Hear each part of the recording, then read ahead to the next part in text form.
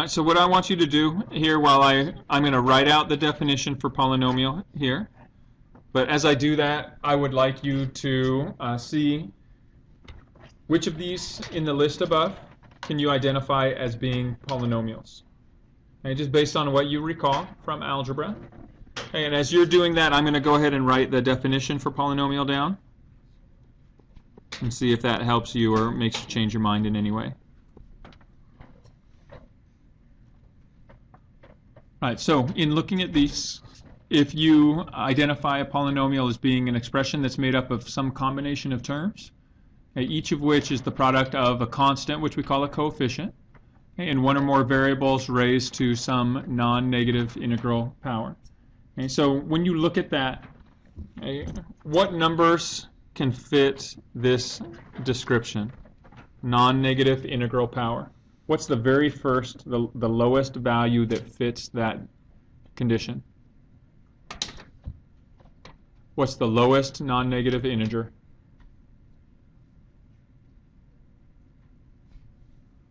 Remember, integers are whole numbers and their opposites.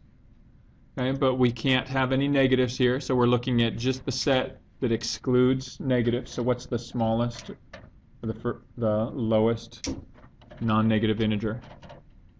Not a trick question, I don't think. 0, right? Okay. So this one starts from 0, and it extends to infinity in the positive direction. And it's just the counting numbers, or whole numbers, basically. Okay. So all the whole numbers fit from this.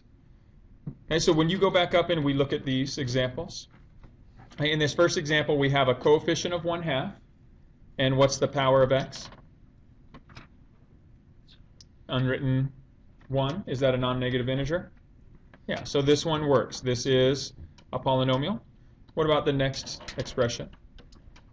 We have root 2, and then what would x's power be? Square root converts into a power of a rational power of 1/2. So would this be considered a polynomial? No. Okay, what about 2 over x? What does the power of x translate into? So what would move the base x into the denominator? A -1. Okay, so is that a non-negative integer? No, so that's not a polynomial. X to the power of -2. That is a negative power, so it doesn't fit the conditions. What about the next one? 2x to the 5th. Coefficient of 2. The power of x, is this a non-negative integer? Yeah, so that works as well. And then finally, this constant, a number just by itself.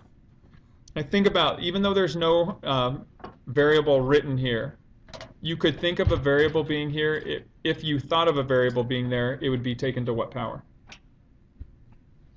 Since it doesn't exist, and it's to the power of 0, does that still fit this condition? A non-negative integer?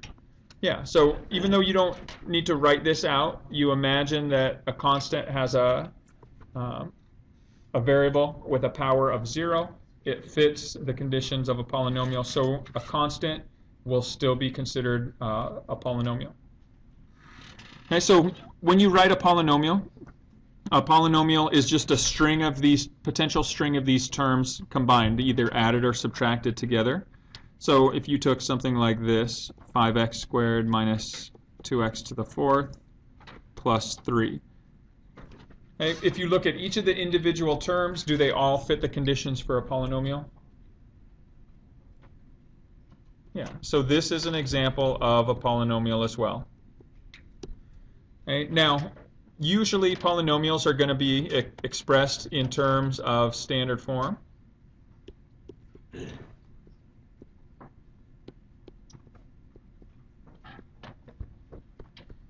When you're looking at the standard form of a polynomial, that just means that you're going to write your terms in order of the highest power to the smallest.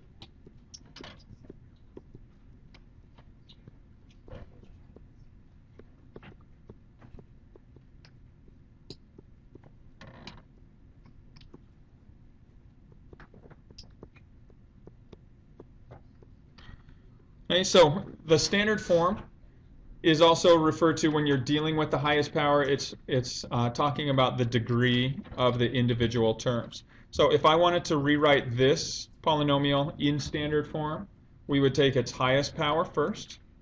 So negative 2 x to the fourth, followed by the next highest power, x squared, followed by your constants, x to the 0. So this right here would be the example of standard form of that polynomial. They're both considered polynomials, but they are usually going to be written in standard form. Okay, so the one last thing that you need to, again, kind of pay careful attention to is the degree. Okay, when you're talking about the degree of a term, it's referring to the power, or sum of powers if there's more than one variable.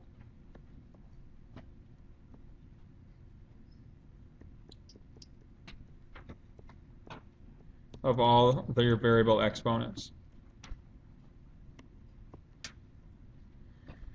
Okay, so when we look individually here, so this individual term by itself has a highest power of 4, so this is considered a 4th degree term.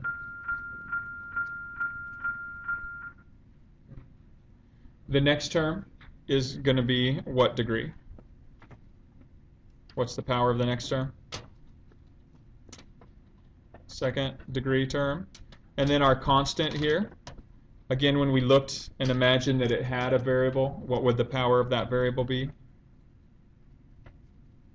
0. So this is a 0 degree term. So constants are going to have 0 degrees. Okay, now the degree of a term may also be the sum of powers. If you have something like this,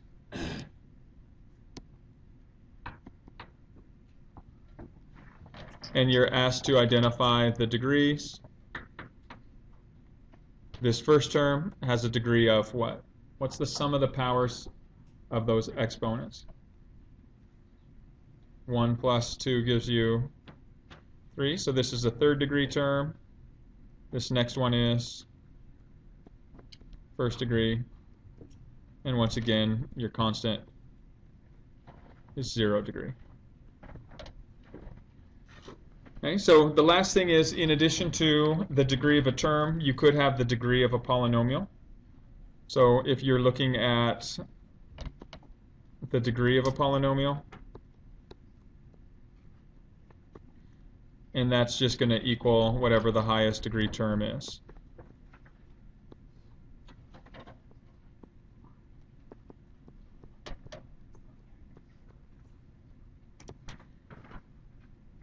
Okay, so when you're going back to this whole expression here, what's the degree of this polynomial? Whatever the highest degree term is, so this is a 4th degree polynomial. This one would be